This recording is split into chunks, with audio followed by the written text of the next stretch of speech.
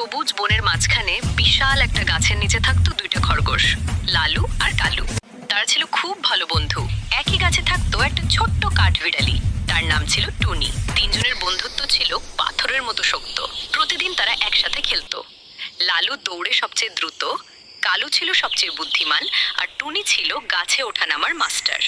একদিন তারা ঠিক করলো কে কি ভালো পারে তা দেখাবে। লালু দৌড় প্রতিযোগিতা করবে, কালু ধাঁধা বলবে, আর টুনি গাছ থেকে বাদাম নামাবে। হঠাৎ কালু একটা গর্তে পা আটকে ফেললো। সে একটু ভয় পেয়ে গেল। লালু সঙ্গে সঙ্গে দৌড়ে এসে ডাকলো, আর টুনি গাছ থেকে লাফ দিয়ে নেমে এলো। দুজনে মিলে কালুকে গর্ত থেকে বের করলো।